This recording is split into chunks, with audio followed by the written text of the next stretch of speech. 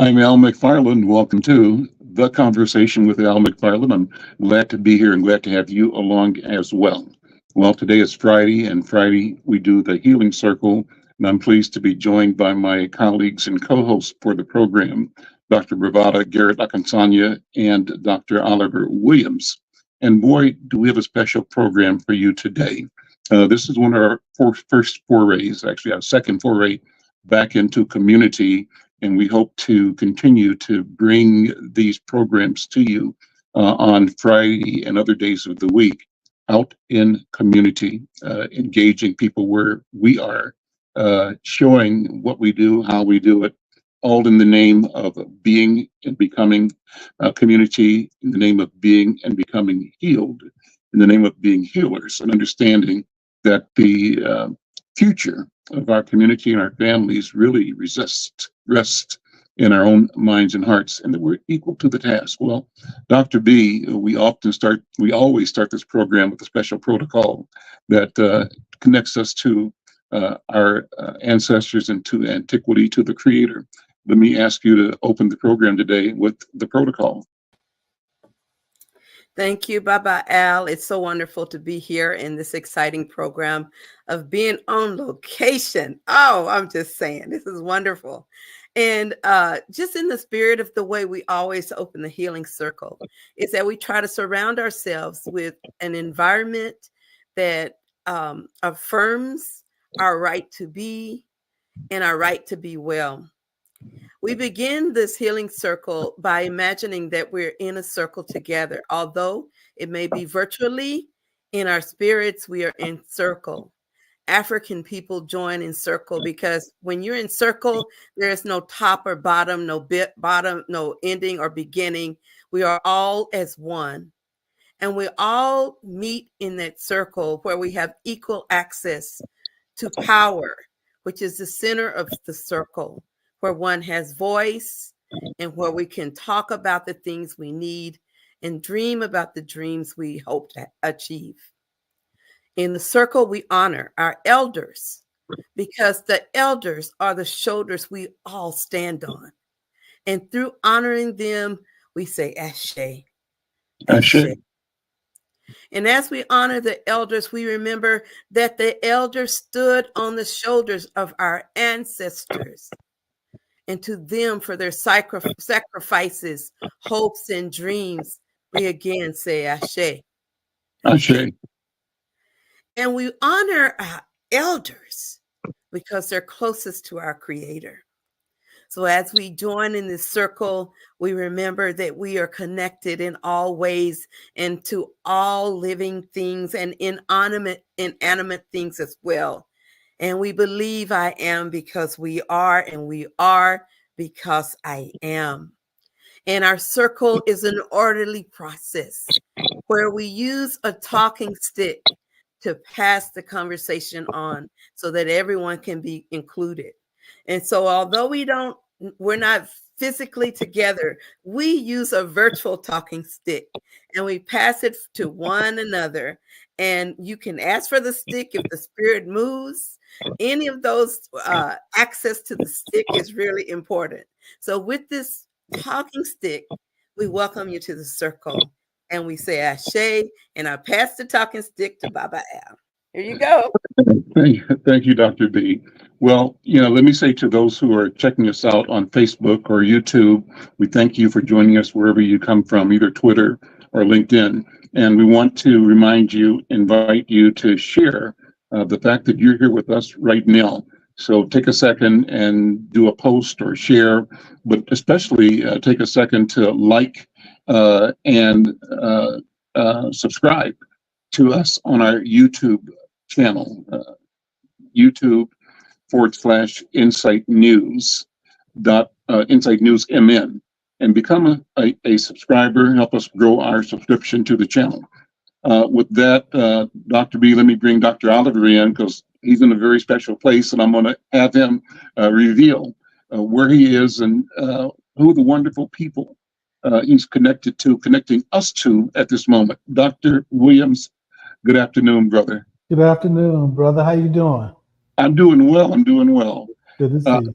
Yeah, I'm going to, in a few minutes, also ask your indulgence because I've got a brother who's doing surgery as we speak, and I'm going to seek the healing power that this collection of healers represents. So I'll come back to that in a few.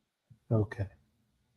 Well, thanks, Brother Al. I wanted to say that I'm in Tipton Hammond Art Studio in Minneapolis, and I was connected to Brother Drew Hammond and Sister Bev Tipton, who own this studio, and I've purchased a lot of their artwork.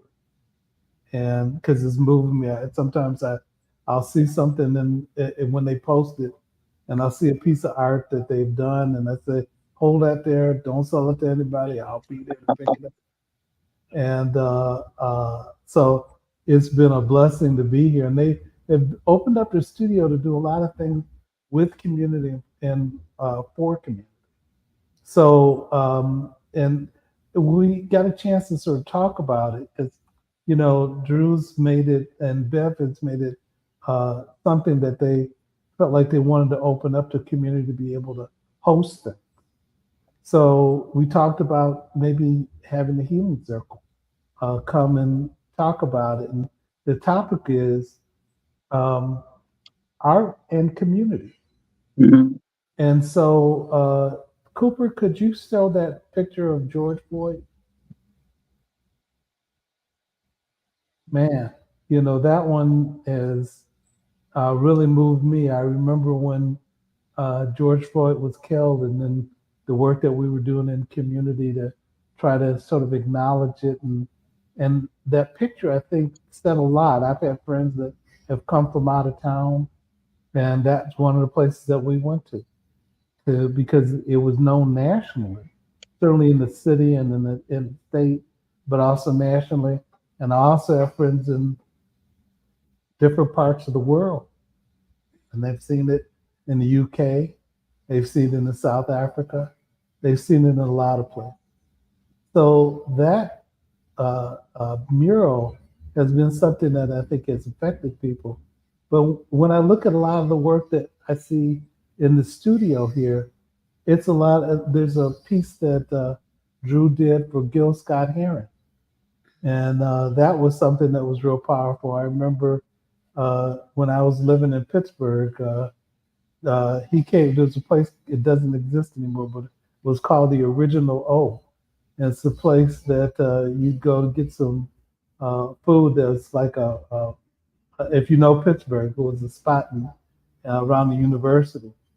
And it doesn't exist anymore. But anyway, he walked in, and after he did his concert, and that was something that I thought was exciting. But there's also things here. I'm looking at something right now with Miles Davis and Stevie Wonder and Charlie Parker and Ella Fitzgerald and a number of other artists that has an impact. And there's a picture right behind Drew of Angela Davis.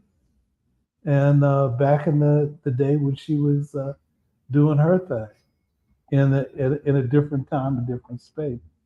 And there's a picture that Drew did that I thought was really interesting, and it said, "I am a man." You all remember that back in the day. He updated it, but that was the one one of the ones that I told him to hold on to for me, and I got it at my house. So anyway, and there are many others. So this is a place that you all got to come and see. Bev and Drew have done some really interesting things. But that being said, I'm gonna be quiet and let Bev introduce some of the other artists that we have here and the work that they're doing. So Bev, can you take the talking stick and Yes. your guests? Yes. Thank you for passing the baton. Oh, I can sign up. What is he passing? Talking stick. The talking stick. I want to be accurate. I am so delighted to be here. Mr. Al, you're like family to us. So we beckon you to come. We need to see your face in the place, and we miss you, and you look wonderful. Thank you. Just greetings to everybody. We're just excited about this opportunity to talk about art and community. I've been given the task to introduce the guest artists that are with us, who are all residents in the North of King building. And God used us to bring breakthrough and to bring more African Americans in the building. And we have powerful community here, not just amongst us, but against our brothers and sisters with other skin color, but it's like an artist family here. And we're grateful to be here. We have Miss Jory Ingstrom. She's in Doc 5 Arts. That's the number 5, down on the first floor of the North of King building. Incredible artists. Karen Caldwell with Oya Arts, along with her husband, Tierre Caldwell. They have a gallery. They're our neighbors now. They're 2 doors down. And it's just a blessing to have her and her husband in the building. Of course, Drew and I are in 261 with Tipton Hammond Arts. And just to piggyback on what Doc was saying, we do concerts here, do Christmas concerts, book talks. I did a talk on being a Black woman in Paris when Drew had sent me to Paris for my birthday. And I'll be doing one upcoming called Healed Am I, which is about the book I wrote for overcoming the trauma of abuse.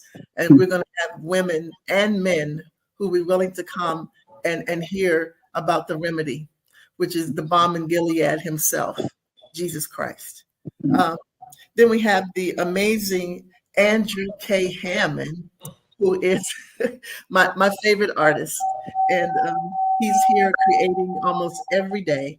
And I'm grateful for him and how our works together are an awesome potpourri of art. So you got to come when you get the opportunity. We're here Saturdays between 12 and 4. But we can make an appointment anytime for you guys because you're family. I'm on it. We got Sean Garrison Phillips, Sean Garrison Arts. He is down the hall from us. Again, we're all on one floor. We done took over. And Sean is an amazing artist. Of course, we met Sean on the Black Lives Matter mural. And that was so important for us to do. And we have we got a copy of it from MAG, from Tina Burnside's museum. And we have that here in the gallery, and we keep it before our eyes. And so we're all located in the North of King building, and that's my story. I'm sticking to it. What's the address for North of King? How do you get there? How accessible is it? And tell me more about the building itself and the mission of the building. Yeah.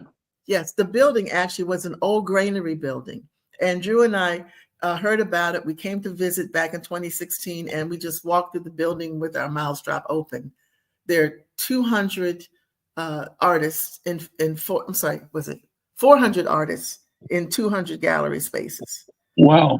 With all types of arts and crafts, anything from leather bags to Drew's collages, to Sean's abstracts, to Jory's amazing animal, and Karen's work. It's a really awesome melting pot. The public functionary is in the basement. Now we have kind of like a restaurant. And there are incredible spaces. There's a big space up on the 3rd floor where we can reserve to have exhibits. And we were asked to, by the manager of the building, when George Floyd was killed, we were asked to do the social justice exhibit. We had over 600 people come in and look at Drew's watermelon, which looked like seeds in there, but it was actually slaves. We had a lot of people in tears. Wow. Wow. Broke. Yeah, it kind of broke the ice. You got it there? Yeah. Yeah, it caused a lot of pain, but a lot of honesty. Huh? Oh, yes. The address for the North of King building is 1500 Jackson Street Northeast, and that is 55413. So you have 4 floors of art, all types of art, clothing, jewelry, visual arts. And again, our space is available to be utilized for events. We have birthday parties, we have concerts, and I'm blessed to have a wonderful wood floor. So I've taught African Afro modern dance and ballet for the little kids. I've been dancing since I was 5, and now I'm only 20. But yeah. So Doc is Zoom, showing a zoom, picture zoom here. in on that art if you would, Dr. Oliver, see if you can go as close as you can. There it Yeah. is. Let's talk about that. That's amazing. Just the concept. What was the thought? Can you go even closer? Yes, Closer? the name of the piece is called Melancholy. Uh-huh. If you stand several feet away from it, it looks like watermelon seeds. And this was one Mhm. of the pieces that Drew did for the social justice exhibit that I just shared about. Mhm. And meticulously by hand, he painted each slave and their loincloth. Hmm. And you don't see that until you get up on it. And that's Mhm. when faces begin to turn red and tears fell. Can you get And closer in? people, Can you, so we can get a see little that? How closer. close can you get with your camera? Yeah. Okay. Okay. But each of those is a slave, an Yes. enslaved person Yes. inside a cargo boat. Yes. Mm. And the contradiction or the juxtaposition of that against, all of the lore around watermelon and black people. Yes. It's a Drew, lot what in was your that. Drew? What was your thought? Is Drew there? Yeah. Talk Yeah, about Drew that if you shared. would, if you don't mind. Talk about that for a second. Just what the process was, the conceptualization, and the creation. If you don't mind me jumping in here. I'm not hearing you, Drew. Maybe you're muted.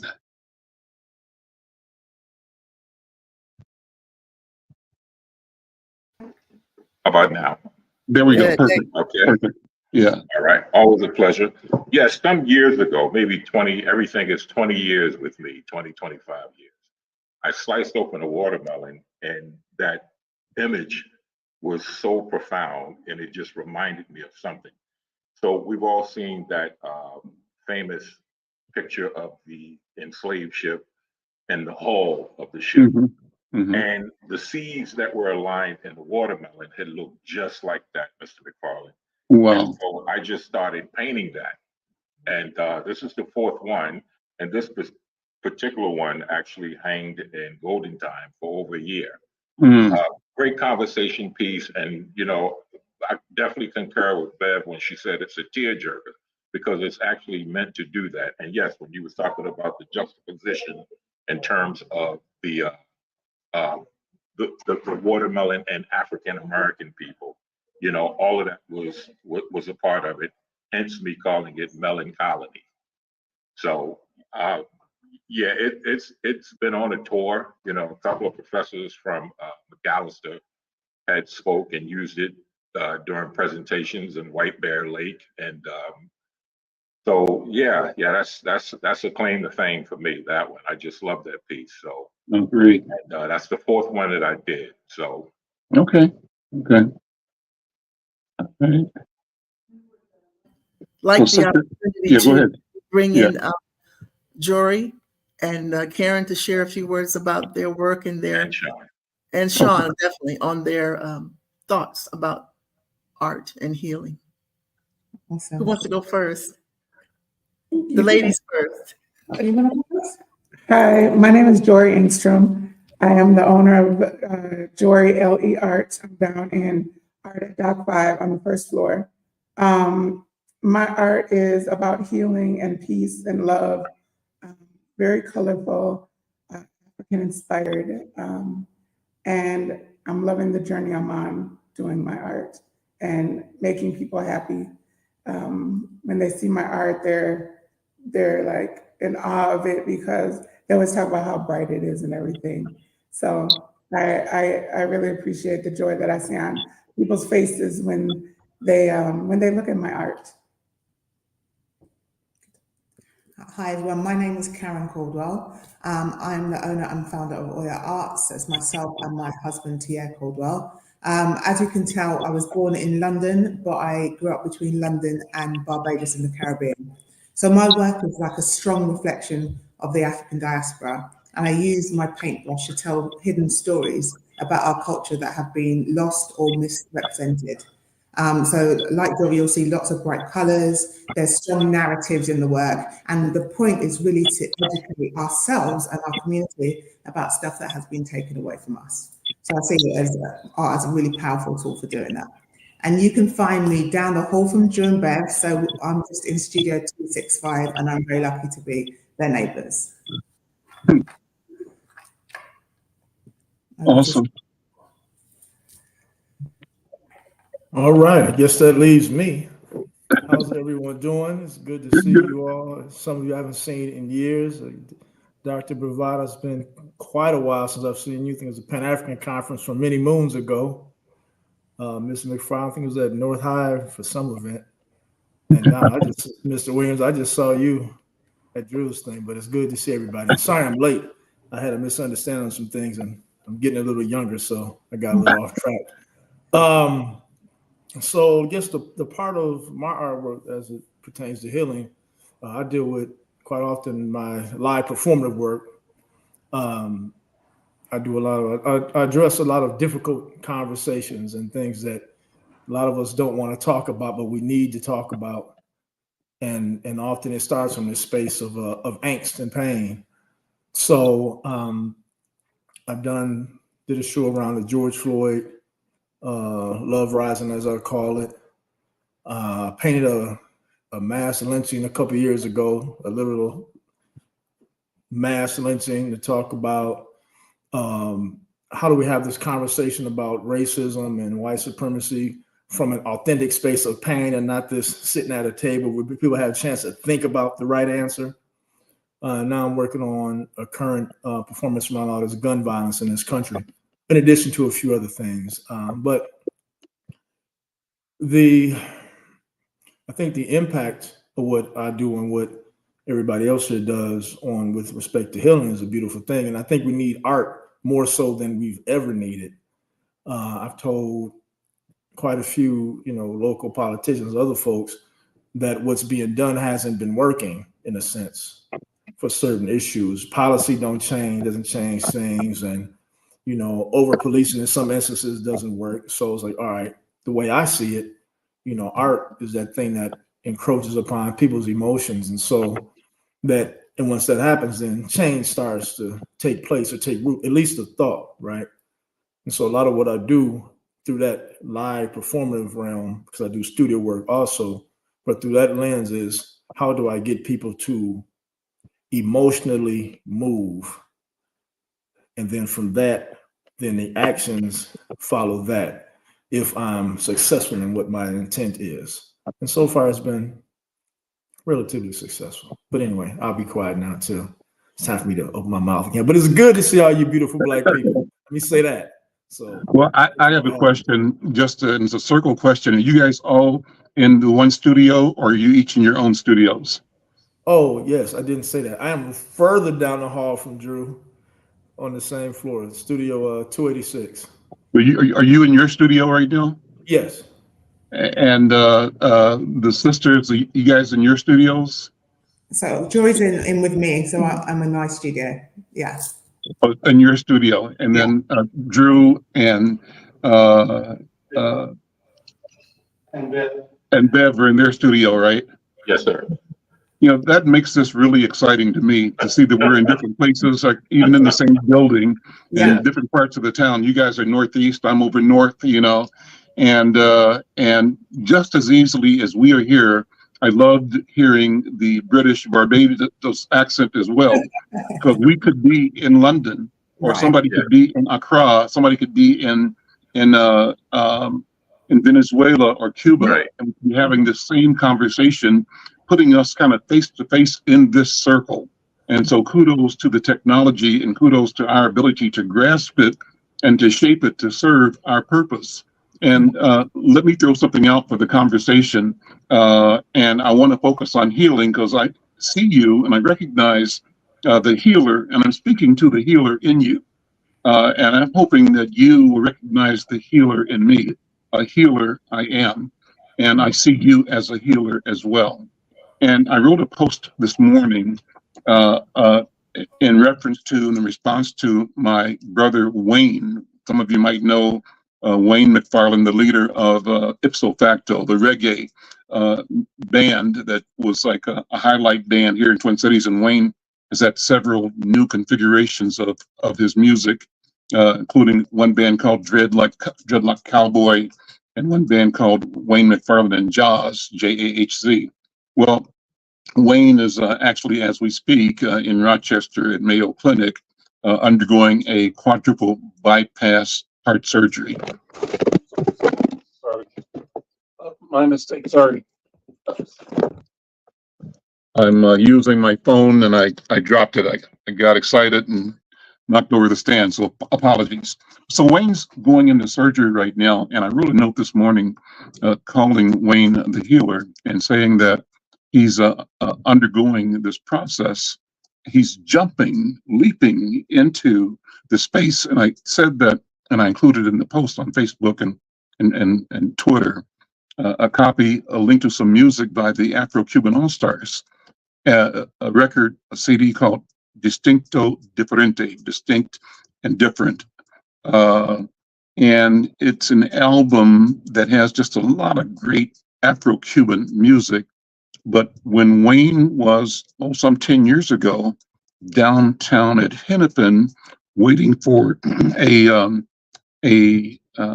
liver transplant, first one failed. They put him in a coma and kept him there until a new kidney could be found that would be compatible. So he was in a coma 5 days. So I came down and brought a little CD player and asked the nurses to put the CD player on a loop over his head or by his head and just play this song, this album again and again. And again, it's the Afro-Cuban All-Stars, Distinto Diferente. So I sent that in a link today in the post. And I described the fact that Wayne, while he was in coma, he told me later, was traveling what he described as unknown realms, just discovering places and things and people and images and experiences that he hadn't before, but that were full of life and full of joy, and that the music that the Afro-Cuban All-Stars were presenting in this CD was kind of like a pathway, a gliding pathway to propel him across these new realms. So I said in my post today, here's a copy of the music while Wayne's in surgery. If you get a chance to click on this link and play this music, either listen to it while you can or in the background. And as you think about and hear this music, think about my brother Wayne McFarlane. I called him the maestro.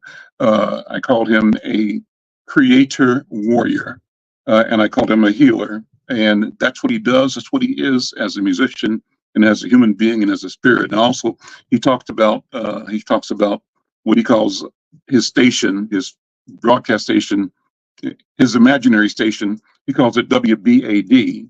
And WBAD, he says, means we believe and dream. WBAD. That sounds like a good radio station to me. So he invites everybody to check out WeBad, WBAD, we believe and dream. So I ask you to check it out and to send energy his way so that he is successful as he has leaped again into his future. And the future is a future of substance, of giving, of sharing, of being, and reflecting the power of the Creator in our lives and in community. With that, how does healing work for you, my artist friends?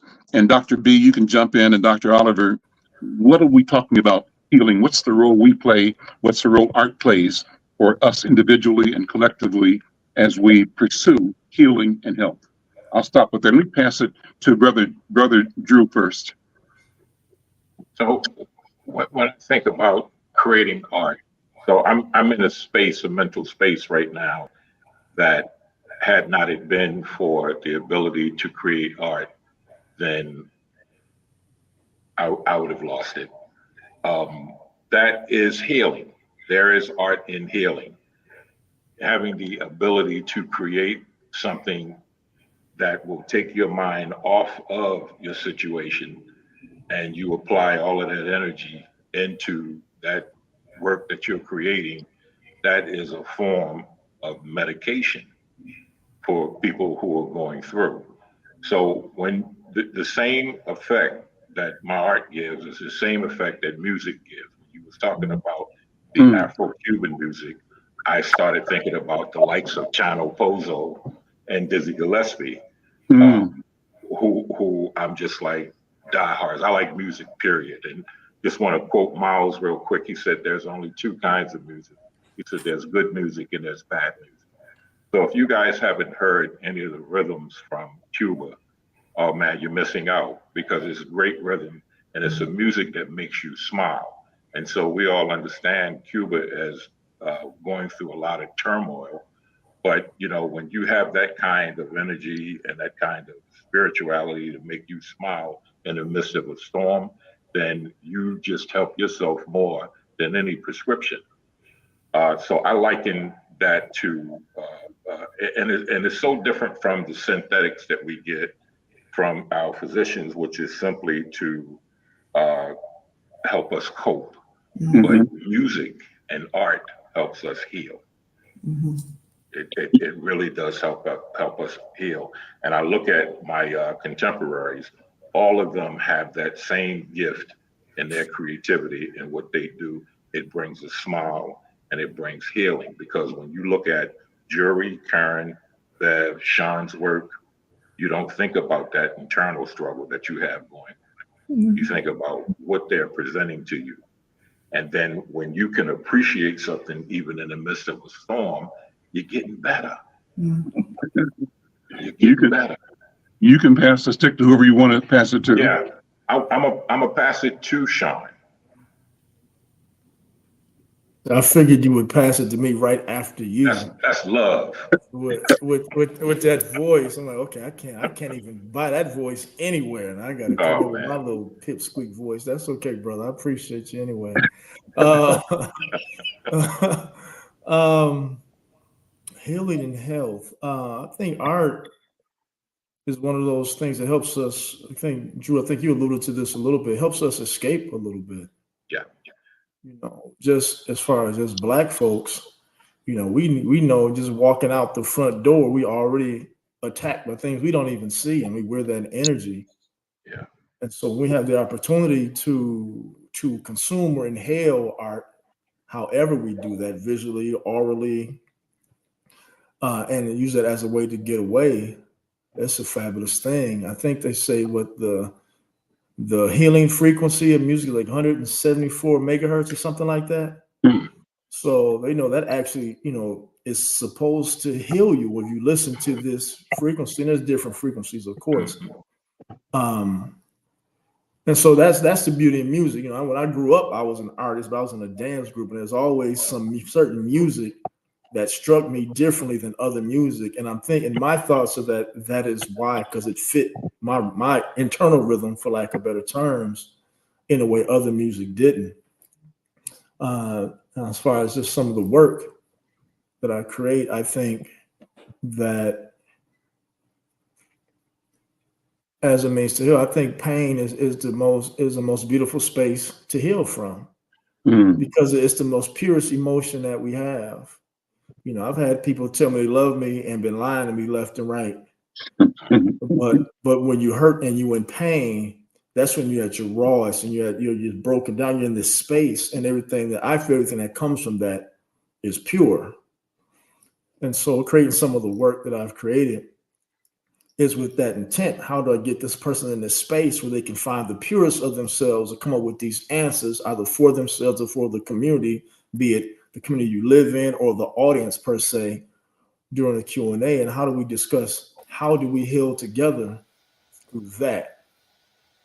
Because I'm opposite of this new I shouldn't say new age thing, or a lot of younger folks thinking I can do this on my own. I recognize that I need the people to help me heal.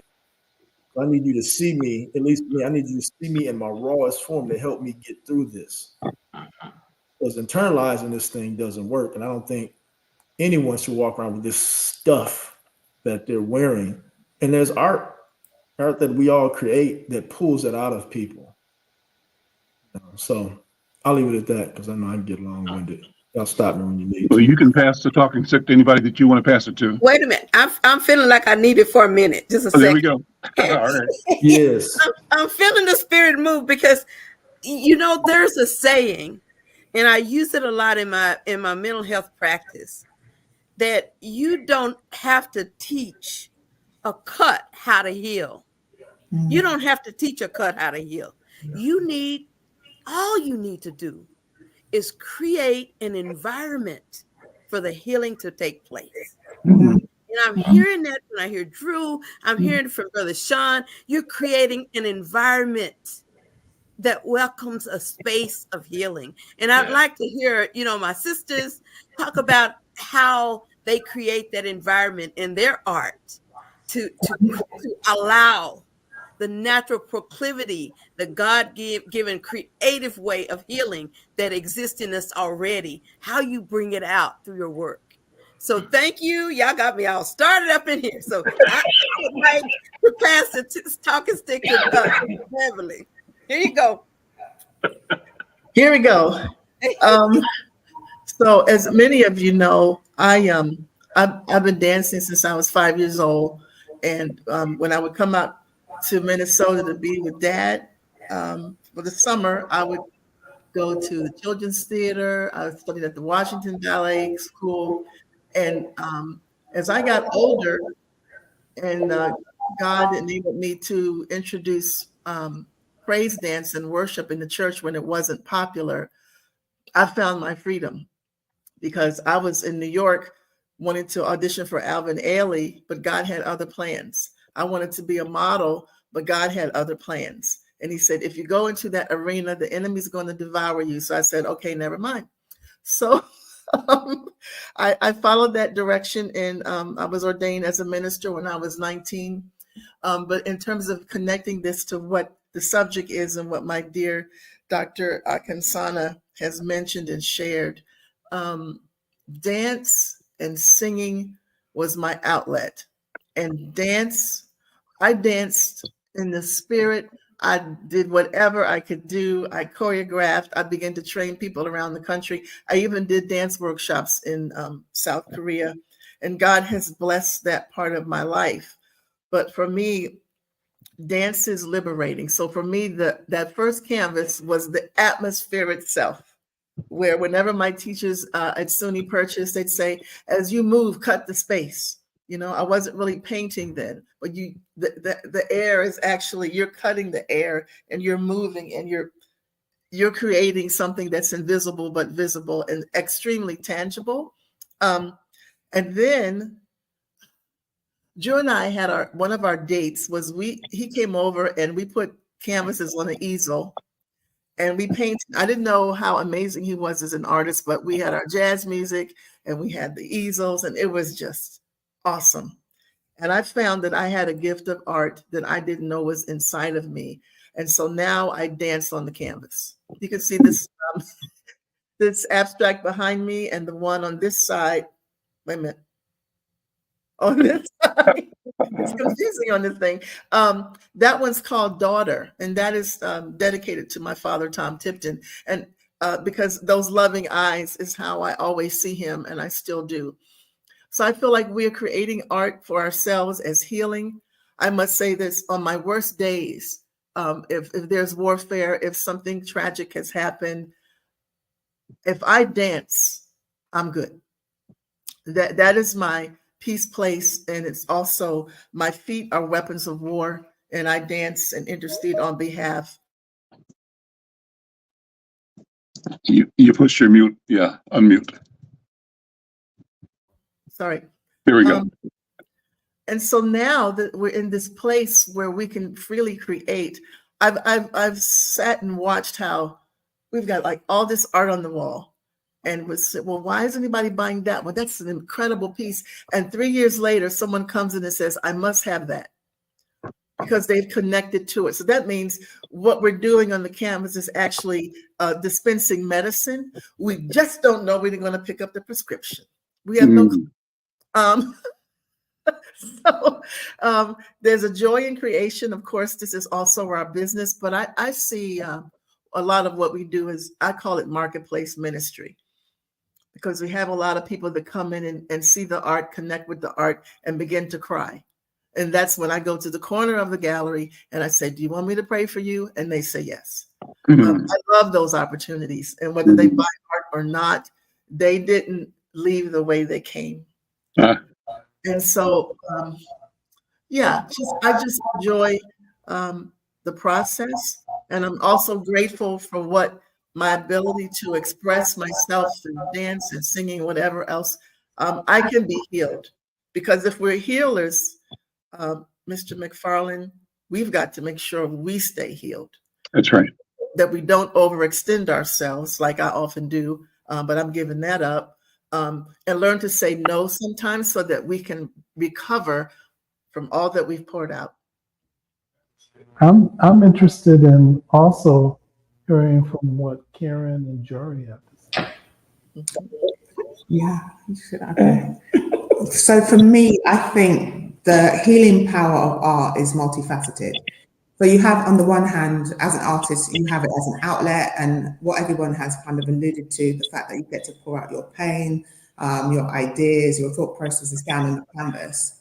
And you also have the impact that that work has on people, as what Beverly was alluding to. So when people come to the gallery and they see a piece and they interpret it in a way that they interpret it, or maybe in the way that you intended it to be interpreted, you see that it really resonates with people. So a lot of my work focuses on the Black female experience and putting us in the center of the narrative, because a lot of the times that doesn't exist from us within the artistic space.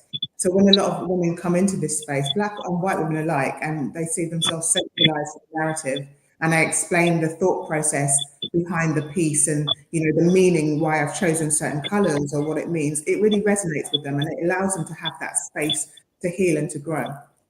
And I think for me, the third element of that is actually empowering people to create themselves.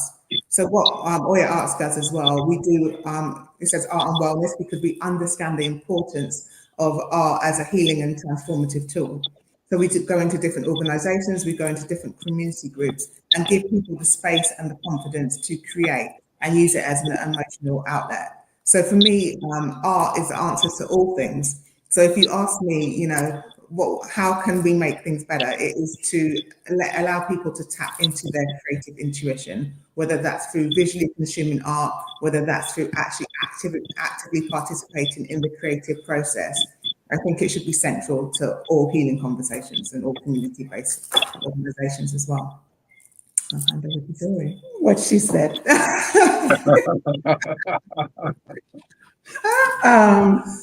I found when I got into art, I've been doing art all my life, but just seriously throughout the last, I'd say about 3 years.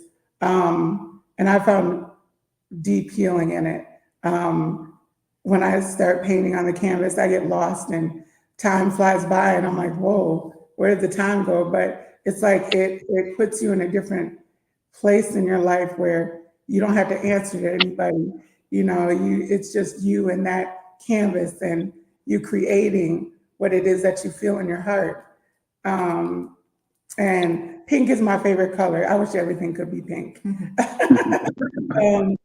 It makes me happy. I just love that what I do and other people get to see is amazing. Like I said, the looks on their face, the conversations that we have when they walk away with a smile and they tell me they'll be back, or when they, you know, purchase an original painting and they send me a picture and tell me where they put it, so they make sure that everybody else can see it.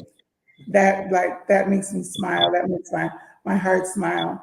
But I always believe that when I do my art, that I hope that it brings peace and love to everybody, because that's really what my paintings are about, healing all together, the all in one. So, yeah. Who do you want to pass the talking stick to? Oh, I don't know. Anybody? Back to you. Okay, well, I'm going to keep it going and pass it back to Dr. Oliver. I'm loving this conversation. I think the conversation in and of itself is healing.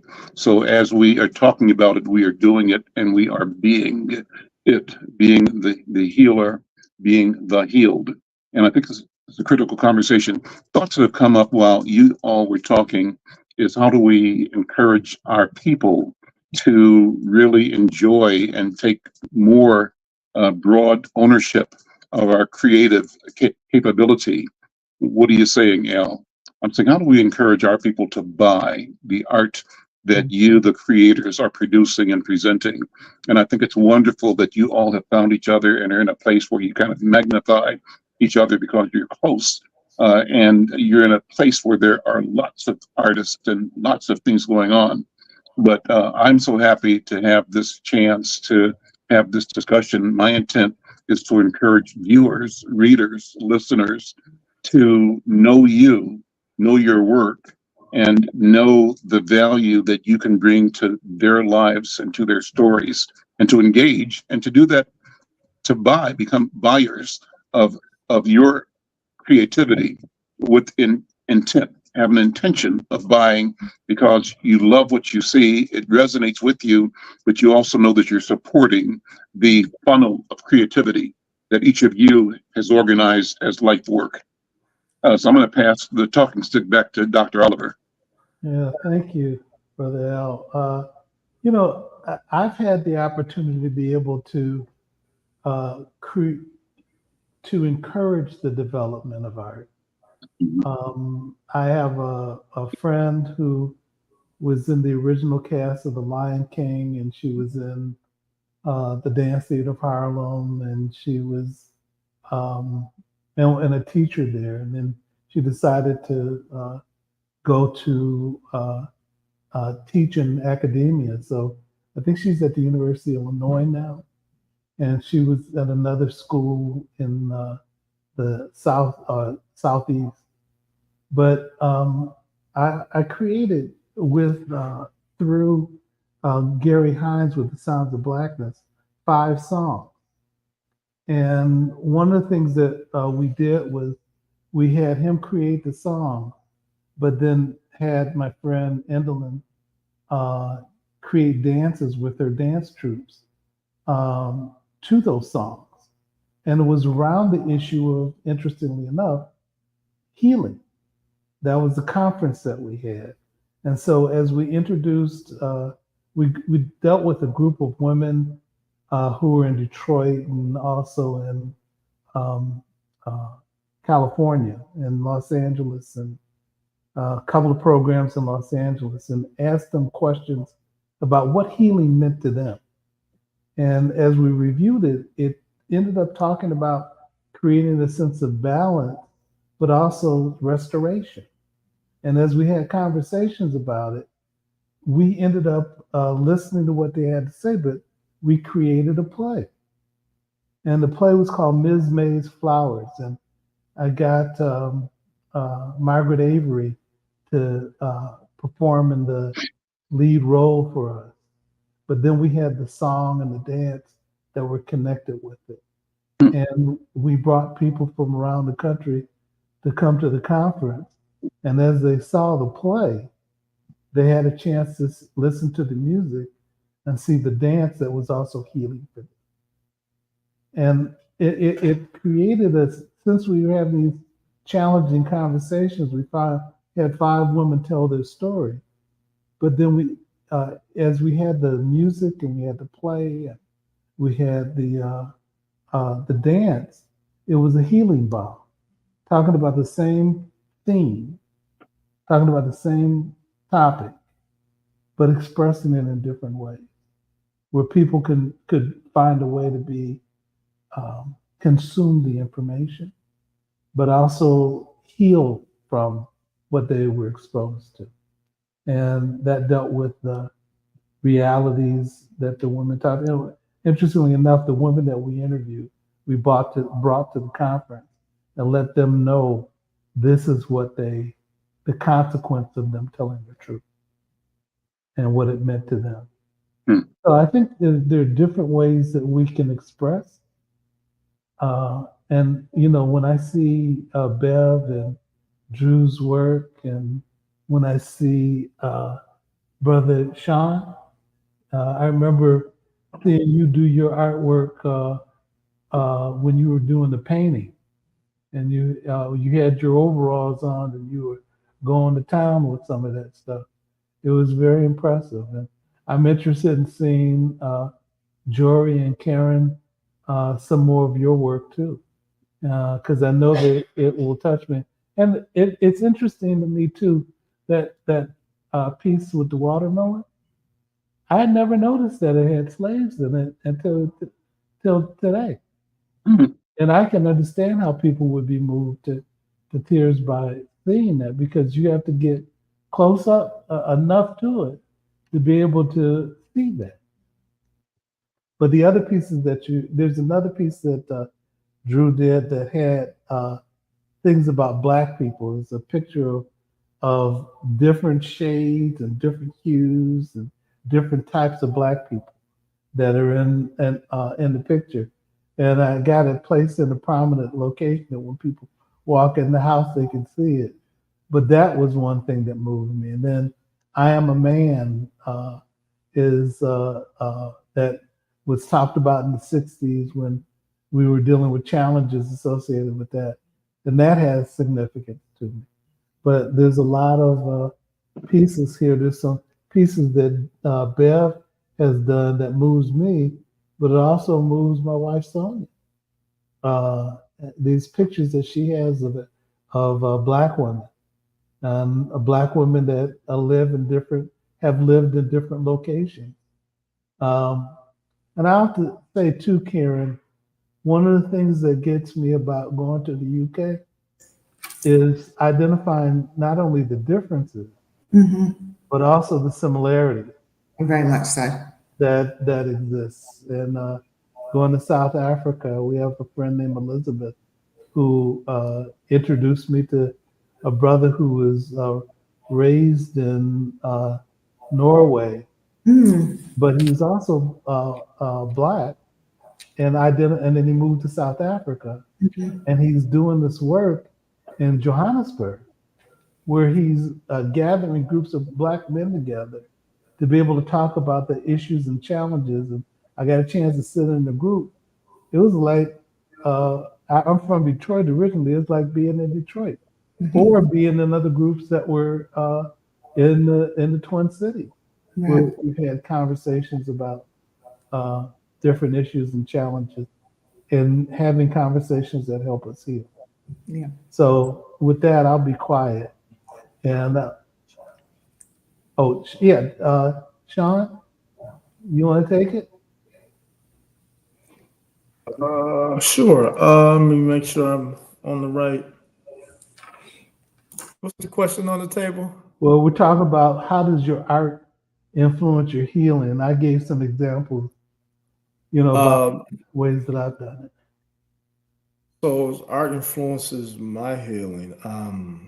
So originally I've been a writer for 38 years. So I've been writing for quite a while. I've been painting for roughly 12, 13 years now. So for me, it started out with the pen. And that was where, as a product of a single parent household with 2 other siblings, for me, that was my way to stay out my mother's way, so to say, so she could deal with my 2 other siblings and me to process what I had going on. And that was a very isolated space to be in, which was great because I needed that time away from everything to figure out what I had going on. And so now it's just kind of transferred to the studio. So when I'm here and I'm in this space, it's as if I'm right in the middle of a poem in a sense. Mm. And ironically, I've kind of created my own lexicon. So a lot of artwork I do now is actually visual poetry based on this lexicon I've created. So it's a way to be free.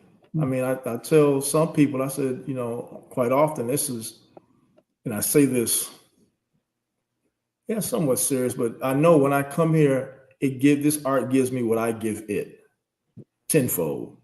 I pour in love, I get tenfold of that love back. And sometimes the outer world outside of the space doesn't provide that for me because everybody has their thing going on. But this art, it's like an instant rebound, and it's the most beautiful space to be in for that purpose. And I think Mr. McFarlane said something about, and I want to touch on this, about getting our people to understand and buy art and Yeah, encourage our folks to buy art. yeah. And to I collect art. think, pardon me? And to collect And to art. collect. I think just on that, I'm trying to make this brief. I'm not known for that, but I'm gonna try. Is don't laugh too hard, Drew. Is that And we have to, brother, take your time. Take your time. Take your time. And say what the Spirit has you to say. Mr. McFarlane said, "Take Yeah, your time." yeah. So I might have to put on get to the pulpit. I think our people, we have to understand, first of all, we are art. We are literally creating ourselves often out of necessity on a daily basis to survive this thing called America. And art is the act of creation, right? The output of creating is this thing we call art.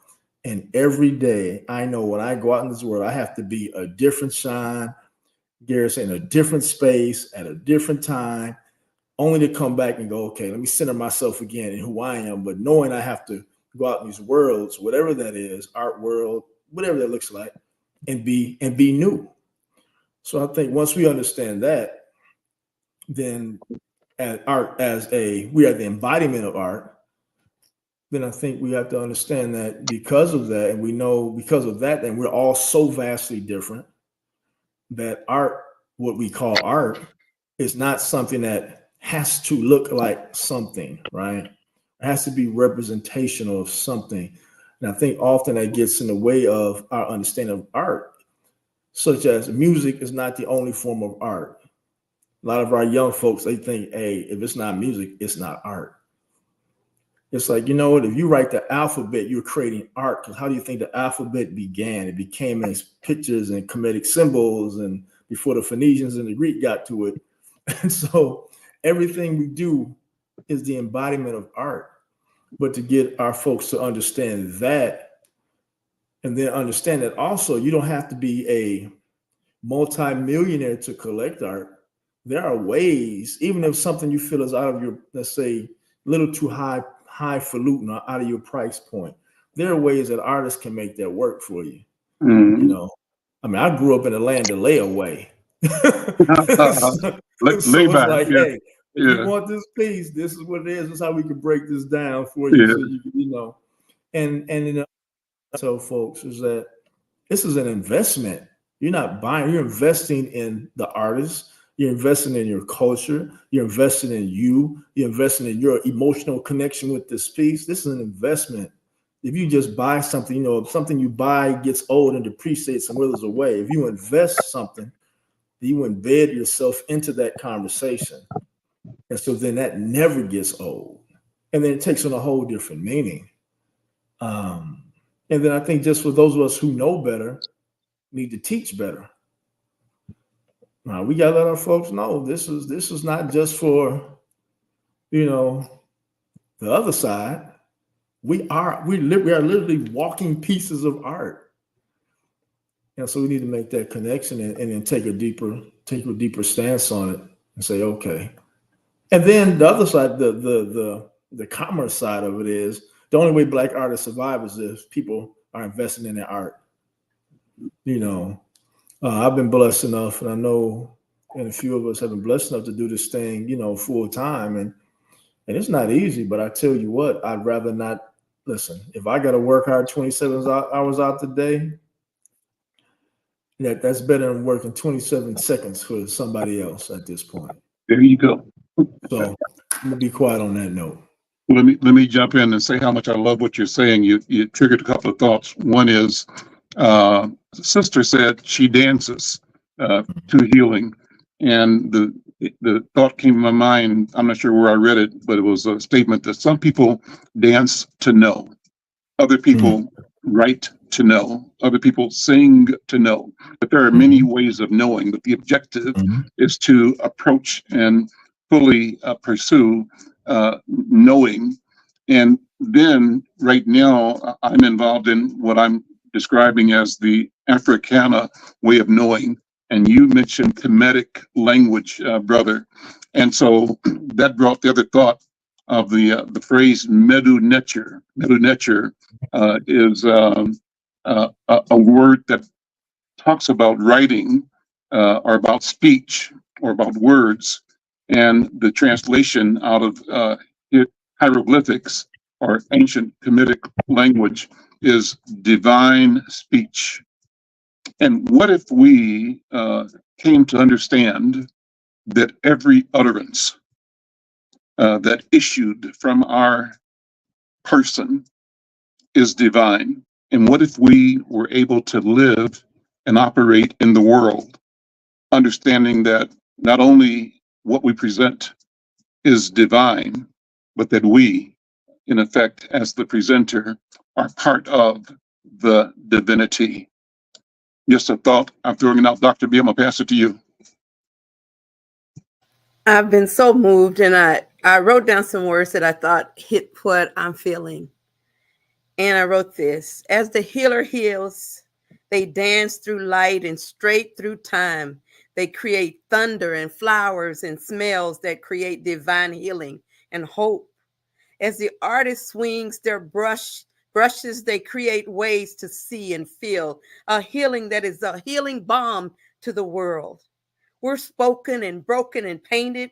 We have danced and sang our songs and moved so that artists create liberation, a beauty that never dies.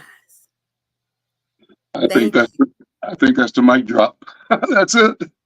Dr. B and all of our guests, thank you so much for this conversation. Let's make this the first of these. This is a critical conversation, and I want to invite all of you. Let's do this again, and let's keep doing it. And I know I promised before to come by your studio. I've still not been getting out, but I'm going to be getting out more than I used to. And one of my priorities is to drop in to your studio, and the priority in doing that is to come with my checkbook ready to buy some art. With that, sisters and brothers, thank you all so much. I'm Al McFarlane. We'll see you next time. See you.